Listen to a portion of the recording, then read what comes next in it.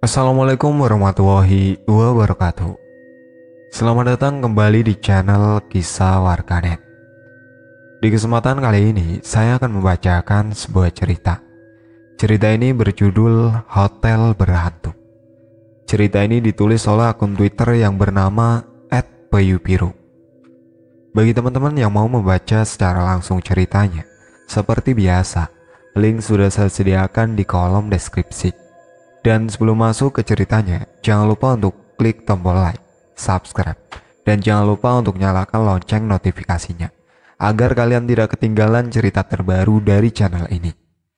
Tak usah lama-lama, mari masuk ke ceritanya. Peristiwa ini terjadi beberapa tahun yang lalu. Mungkin kawan-kawan juga pernah mengalami kejadian serupa dengan kami. Saat itu gue dengan teman seprofesi pergi ke Jakarta karena ada urusan pekerjaan. Waktu itu gue ke Jakarta lewat jalur darat dengan membawa mobil pribadi. Setelah perjalanan panjang, akhirnya kami sampai di Jakarta dini hari. Setelah memasuki area Jakarta, kami langsung mencari penginapan atau hotel. Jam 5 tepat, kami mencari sebuah hotel di daerah Jakarta Selatan. Setelah melihat dari beberapa referensi yang ditunjukkan Maps di HP, akhirnya kami putuskan menginap di hotel sana, tepatnya masih di bilangan Jakarta Selatan.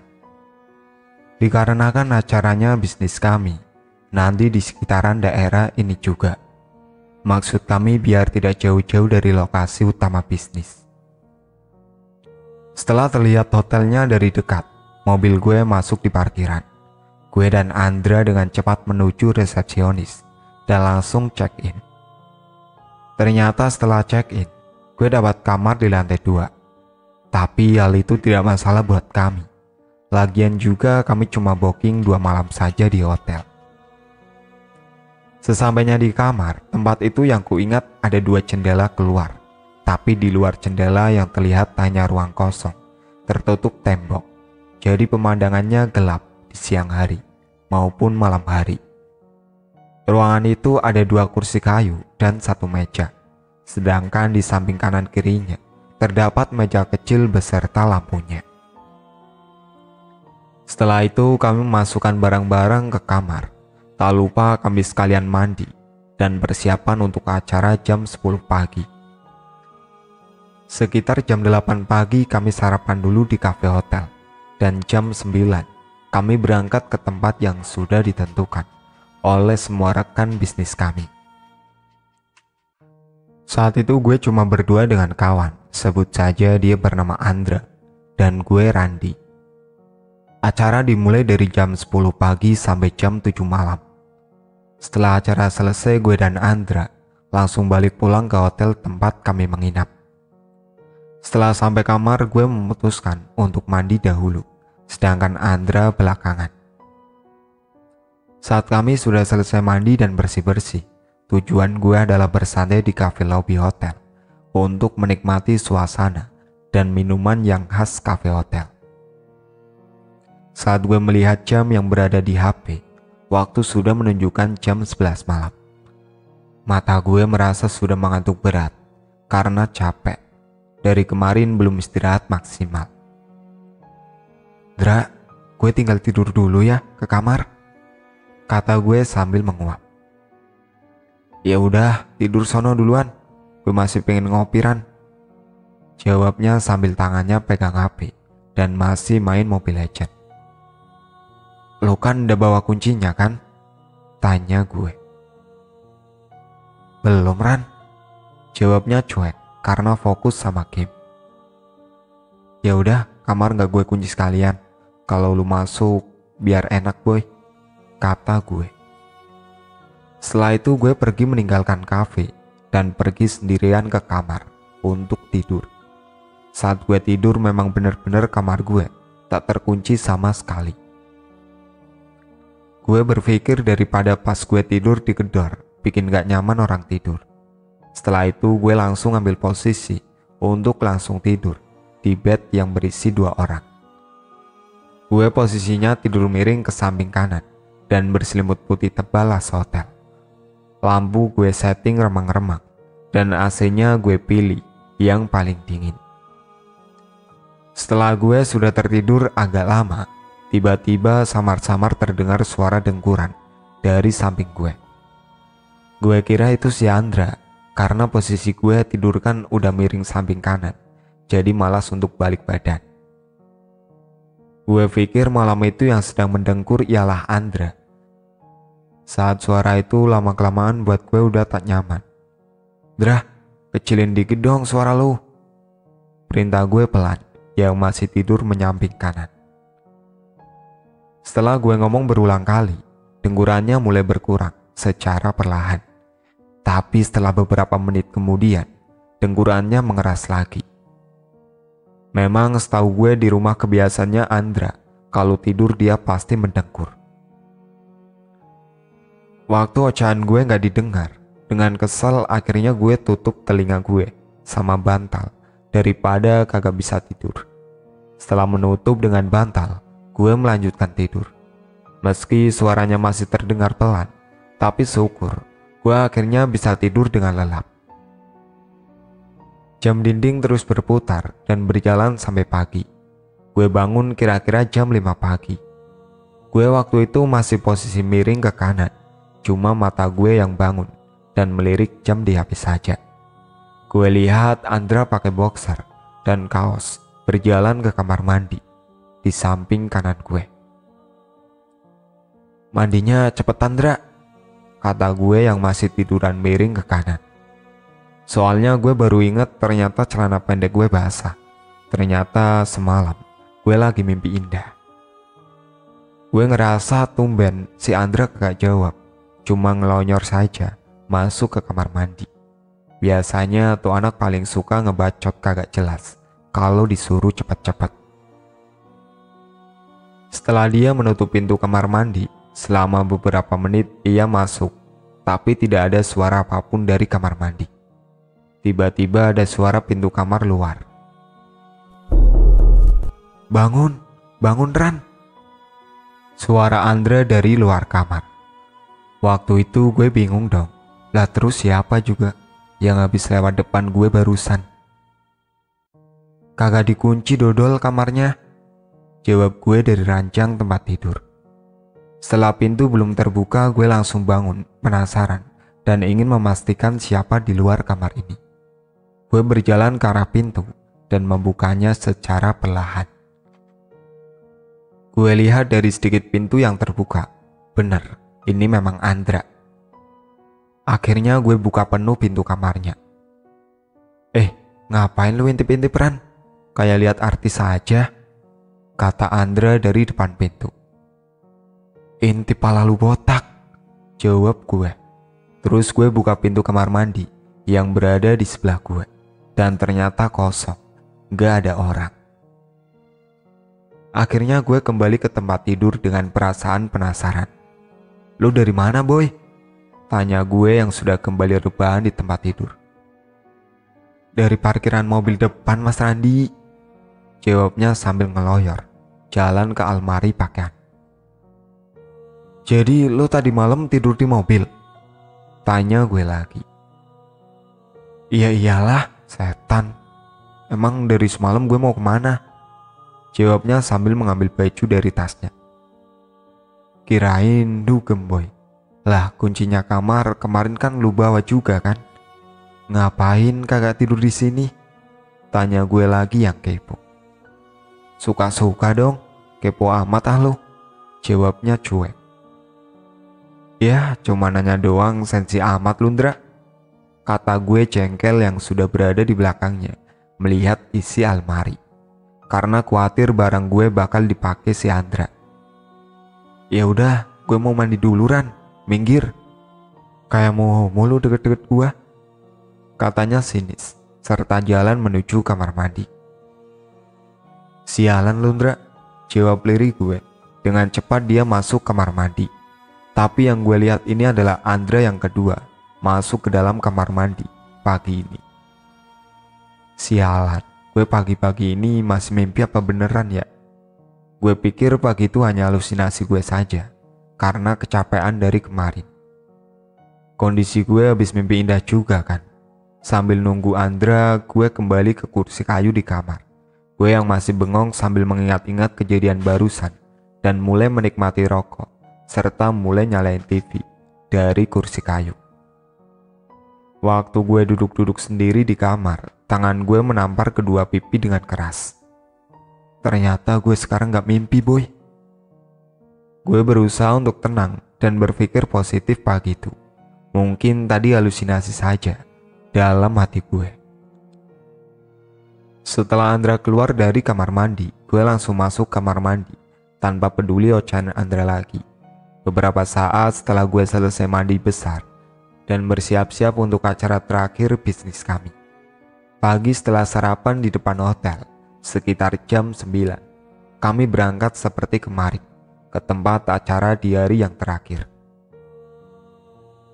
Waktu di tengah acara, Andra telepon salah satu teman kita yang di kementerian untuk ketemuan di hotel tempat kami menginap.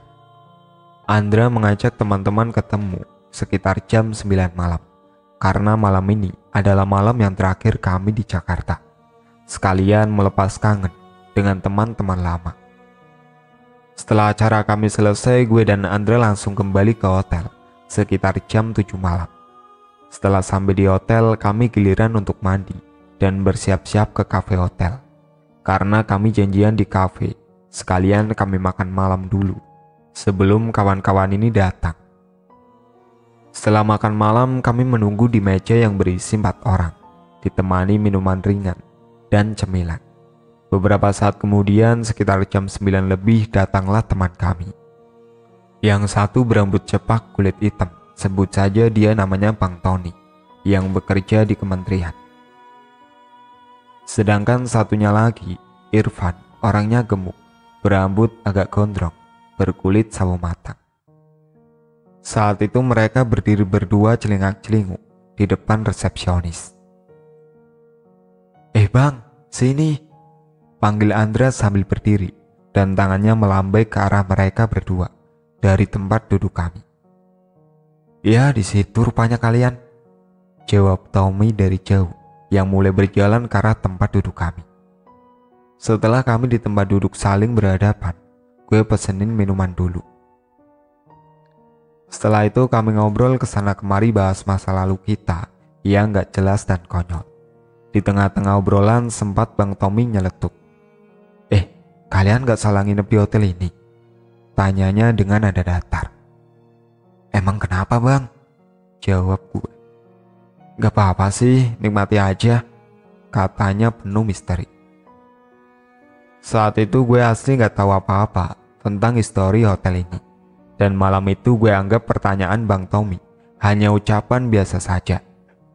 Setelah jam menunjukkan angka 11 lebih 45 menit, rasa ngantuk gue mulai datang. Berulang-ulang gue menguap sampai gue malu sama kawan-kawan lama ini. Soalnya mau diajak bergadang sampai pagi. Tapi waktu itu gue langsung putuskan untuk pamit duluan. Bang, gue mau tidur duluan ya, kata gue sambil menguap. Ya elah, luran tidur mulu, sahut Andra. Beneran Andra, gue udah ngantuk berat nih. Temenin Bang Tommy sama Irfan dulu ya, pinta gue. Ya udah sono pergi tidur duluan, jawab Tommy. Ntar kita ngobrolnya juga pindah ke kamar kalian bang, kata Irfan dengan senyum-senyum. Ya sudah, gue cabut duluan nih, kata gue. Setelah itu gue langsung pergi ke kamar gue sendiri karena teman-teman mau ke kamar ini ntar malam. Akhirnya gue gak kunci tuh pintu. Gue tidur dengan posisi yang sama kayak malam kemarin. Waktu itu gue cuma pakai boxer sama kaos oblong. Saat itu gue atur AC paling dingin lagi biar nyenyak tidurnya, tapi tetap pakai selimut tebal sampai leher. Beberapa saat setelah gue sudah tertidur, tiba-tiba gue merasa ada yang narik selimut dari bawah. Sehingga selimut ini turun sampai ke mata kaki. Selanjutnya gue tarik ke atas lagi, karena gue merasa udah kedinginan. Selimut itu gue tarik sampai ke leher lagi, tapi dengan mata gue yang masih terpejam. Beberapa saat kemudian ganti, ada yang suara yang mendengur lagi di samping gue lagi. Gue pikir ini si Andra mulai lagi nih kayak kemarin. Tapi gue malam itu cuma menutup telinga pakai bantal saja. Percuma juga kalau ngomong, pasti dia kagak peduli. Setelah itu selimut gue tarik lagi ke bawah dan dengkuran di samping gue juga makin keras. Tiba-tiba ada tangan yang meluk perut gue. Sialan nasib gue malam ini, bakal ada yang homo nih. Gue pikir bakal kagak bisa tidur kalau dikerjain Andra kayak gini terus-terusan. Gumam gue. Dengan perasaan jengkel akhirnya gue bangun dan berbalik arah melihat apa yang sebenarnya terjadi. Berharap habis itu gue bisa melin Andra sepuas gue. Saat gue sudah bangun berdiri di samping. Setan, ucap gue cepat, terkejut dan lari keluar kamar hotel dengan cepat. Terdengar suara lengkingan tawanya setan yang rebahan di ranjang gue dan tertawa bahagia ngerjain gue. Waktu di kamar tidur, gue lihat di ranjang wanita mukanya hancur, memakai baju putih panjang yang lusuh dan baunya busuk. Giginya hitam, serta rambutnya hitam yang panjang. Ternyata tangannya setan ini yang peluk-peluk gue barusan.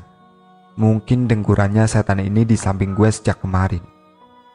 Gue dengan cepat dan gak peduli siapapun terus berlari cepat hingga terlihat lobi dan resepsionisnya.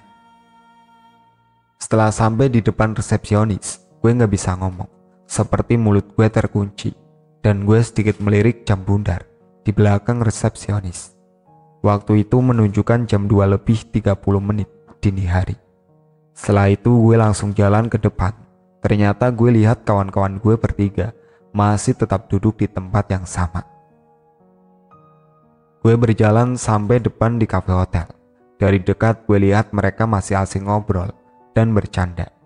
Dengan cepat gue langsung duduk di antara mereka. Ndra, ayo check out dari sini sekarang juga. Perintah gue dengan membenarkan duduk gue di antara mereka bertiga dengan wajah panik dan takut. Lah, lu kenapa boy? Datang-datang kayak orang aneh gitu, jawab Andra yang masih senyum-senyum sama gue. Emang ada apaan sih bang? Datang-datang ke depan kok pakai kolor doang, sahut Tommy. Udahlah bang, nanti gue ceritain.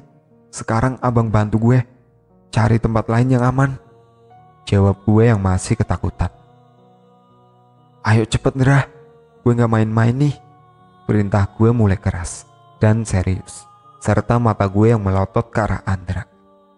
Oke boy, lo tunggu di parkiran depan sama Irfan ya, pinta Andra yang mulai menanggapi permintaan gue. Setelah itu Andra dan Bang Tommy pergi ke kamar gue untuk beresin kamar.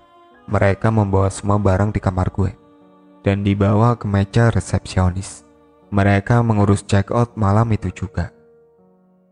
Sedangkan gue sendiri saat itu menunggu di mobil Bang Tommy sama Irfan di parkiran depan hotel. Kondisi gue masih gemetar dan takut, serta tak mau cerita sebelum dapat tempat yang lebih aman. Setelah gue duduk berdua dalam mobil, Irfan mulai kepo. Emang ada apaan sih bang? Kok takut sebegitunya? Tanya Irfan. Udahlah Van, sekarang lu cari tempat penginapan atau hotel yang menurut lu dan Bang Tommy paling aman. Perintah gue serius dan masih dengan suara ketakutan. Aman gimana bang maksudnya? Tanya Irfan lagi. Yang pasti kagak ada setannya Pan, jelas, kata gue tegas. Oh, iya ngerti gue bang, jawab Irfan yang malas senyum-senyum. Sekian menit Andra dan Bang Tommy sudah selesai mengikuti keinginan gue. Dari samping spion pintu mobil yang gue tumpangi terlihat mereka berjalan ke arah gue. Tak lama kemudian ia mengetuk pintu mobil dan memasukkan barang gue ke mobilnya. Sedangkan barang Andra dimasukkan ke mobil gue. Waktu mereka memasukkan barang, gue minta sama Bang Tommy untuk membawa ke tempat penginapan langganannya yang aman dari setan. Setelah itu Bang Tommy dan Andra masuk ke mobil gue. Mereka berjalan terlebih dahulu.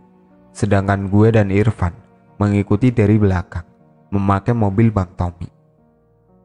Setelah sekian puluh menit, mobil gue yang ditumpangi Bang Tommy masuk ke hotel berwarna hitam dan memarkirkan di depan lobi hotel itu. Gue dan Irfan segera keluar untuk menghampiri mereka. Gue minta Andra dan Irfan segera check-in dengan tujuan untuk mengamankan barang-barang kami. Sedangkan gue sama Bang Tommy langsung menuju kafe hotel yang tersedia di sebelah lobi. Beberapa saat kemudian setelah kami berempat berkumpul satu meja di restoran itu, mulailah gue menceritakan kejadian sebenarnya kepada mereka. Dari awal sampai akhirnya lari ke depan lobi pakai kolor. Oh alah bang, kalau itu mah gue sudah tahu, makanya gue dari kemarin tidur di mobil saja, kata Andra sehabis mendengar cerita kejadian yang baru gue alami. Tahu apa Andra? Tanya gue heran. Ya elah, kirain abang udah paling berani, makanya gue biarin abang dari kemarin tidur sendiri di kamar hotel entuh. Jelas Andra yang makin buat gue bingung. Gini bang, waktu kemarin pagi pertama kali datang sama Bang Randi, Andra lihat banyak yang gak beres di kamar tuh bang. Masa pagi-pagi ada pocong berdiri di atas lemari. Sial bener kemarin gue bang. Tapi gue diem saja. Setahu Andra, abang kan paling gak percaya sama gituan dan paling berani. Jelas Andra yang panjang. Sialan lu, berani sih berani Andra. Kalau dikeloni sama setan mana ada yang mau dodol? Jawab gue keras. Mereka bertiga tertawa riang mendengar jawaban gue. Semacam perasaan bahagia kalau temannya diajak kumpul kebo sama setan. Gue yang masih takut dengan wajah jutek habis diketawain, langsung ambil rokok untuk menghilangkan rasa suntuk malam itu. Beberapa kali kepulan rokok gue lepas, setelah itu gue menaruhnya di asbak. Terus kemarin gue mimpi sama siapa ya? Dan yang mendengkur di belakang gue, kata gue lirik. Ya kuntilanak itu Bang Randi, siapa lagi? Saut Andre yang masih senyum-senyum. Sialan, jawab gue lirih. Terus yang masuk ke kamar mandi sebelum lu datang siapa Andra? Beneran itu, asli, mirip kayak lo, kata gue. Beneran Ran, sebelum gue masuk ke kamar kemarin pagi? Tanyanya yang penasaran. Beneran setan, sahut gue. Habis itu kepercayaan dirian kami mulai menipis. Gue yang semakin penasaran dan takut, berpikir apakah tempat yang baru ini sama kayak tadi. Bang, beneran hotel ini aman? Tanya gue sama Bang Tommy. Iya, percaya deh sama gue. Kalau enggak gue cerumusin lo ke tempat setan, katanya dengan senyum-senyum bahagia.